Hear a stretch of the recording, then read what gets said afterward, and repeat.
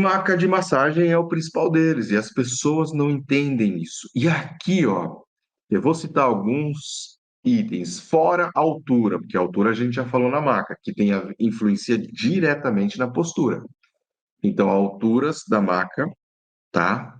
Se você vai pegar uma maca portátil para fazer atendimento domiciliar, o peso da maca.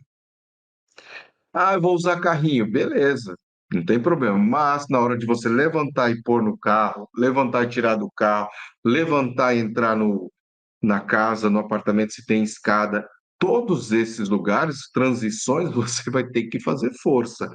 Uma, duas, três, quatro, 10 vezes é uma coisa. Agora, todo dia, isso começa a te consumir. E aos poucos você vai perdendo tesão pela massoterapia e você não sabe o porquê. Então, isso é muito importante, a gente tem que estar atento nisso, tá?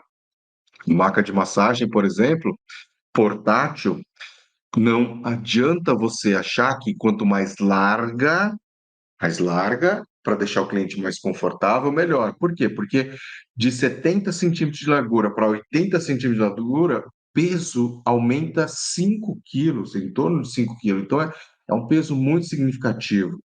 E ele vira um trambolho. Tem alguns carros, por exemplo, que ele não entra no porta-mala. Ele não entra no porta-mala. E aí você tem que sofrer mais ainda para poder transportar essa máquina, tá? Então tem que estar atento. Equipamentos auxiliares, então, tipo ventosas, guachá, que é raspagem, que é a mesma coisa que você usa na liberação miofascial, os instrumentos, tá? Toalhas. Então, esses equipamentos auxiliares são muito importantes. A própria compressa quente, ou as pedras quentes, ou o bambu, ou tá, a pistola de massagem, ou o próprio óleo essencial. O óleo essencial ele pode ter um capítulo à parte, mas ele não deixa de ser um auxiliar no seu tratamento. Então, para você não ficar ali desgastando a mão, você precisa pensar também nessa hipótese. Embora não existe nada que substitua a sua mão. Então, você tem que dosar e saber aplicar que tem mais de poderoso na sua técnica, que é a sua mão. Acessórios de proteção. Se você já está tendo alguma dificuldade, existem alguns acessórios de proteção. O que que é isso, professor? A munhequeira. Existe a munhequeira. Você está com dor no punho, dor no braço, tá? Tá fazendo muita força ali, então a gente tem a possibilidade de usar, tá? A munhequeira. E isso também pode ser substituído por um micropor, que eu vou fazer uma bandagem no meu punho, ou no cotovelo, ou no joelho, para dar mais estabilidade. E eu só utilizo durante o atendimento. Então, são formas que você tem para aumentar a sua proteção, já que você tem uma lesão, tá? Você precisa fazer alguma coisa para se proteger. E aí, esses instrumentos, eles vão te ajudar nesse sentido. Sabe a cinta abdominal? Então, você vai atender um cliente, você está com dor lombar, você tem até hernia disso, você não pode atender? Lógico que você pode. Dependendo da situação, às vezes você vai ter que cancelar, vai ter que atender em outro momento, mas, tá, na maioria das vezes, você vai ter condições. E, para não piorar muitas vezes, você pode usar durante o atendimento que você vai fazer mais exercício e tudo mais, você pode usar o quê? Um colete. Um colete. Por quê? Porque isso vai te dar mais estabilidade, vai te proteger naquele momento. Isso também é importante. Então, você pode usar os acessórios de proteção. E aí vai ter tanto para o punho, cotovelo, lombar, joelho, tá? São os principais locais de lesão do massoterapeuta.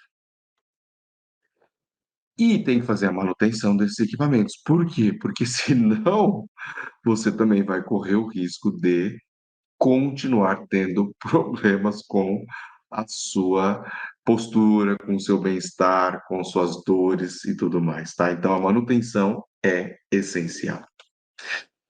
Pausas regulares, tá? Então, muitas vezes as pessoas não fazem isso e fica achando que assim, eu preciso atender o máximo possível, mais corrido possível, e não é assim que funciona. Não precisa ser assim. Você pode se organizar. Agora, lógico que, né, tem que ter bom senso. Não pode ser mimimi aqui, hein? Eu não gosto disso. Comigo, assim, tem lá um intervalo. A gente agenda com 10 minutos de diferença entre um e o outro, tá? Para justamente não ficar corrido. Então você tem que ter um agendamento inteligente. Não adianta você ficar colocando um atrás do outro, sobrecarregando, porque vai encavalando. Se você atrasa um, aí você já atrasa todos. E aí, quando você atrasa todos, vai chegar uma hora que lá no último, o atraso que era de 5 minutos no começo, vira o quê? 25, 30, uma hora. E isso, gente, isso é inadmissível nos dias de hoje. Isso foge totalmente do que a gente chama de atendimento humanizado. Se você deixar o seu cliente mais do que meia hora, uma hora esperando, não pode, não pode, tá? O atendimento humanizado, ele precisa dar atenção a esses casos. Então, você precisa ter um agendamento inteligente. Não adianta você ficar agendando um atrás do outro. Tá? Você tem que prever que pode haver sim uma alteração nos horários. Alguém pode atrasar, você pode ter uma demanda um pouco maior, uma necessidade de ficar um pouco mais tempo com a pessoa, tá? E esses intervalos não é para você aplicar massagem em ninguém, não. É talvez para você continuar aplicando no cliente anterior que necessitou de mais tempo, ou para você mesmo ir no banheiro, para você mesmo dar uma tomada de água, comer, dar umas 2, 3 mordidas no lanchinho, tá? Então, é interessante que você tenha esses 10, 15 minutos de intervalo para você se cuidar, para você poder, tá, ter mais qualidade de vida, para você evitar as lesões.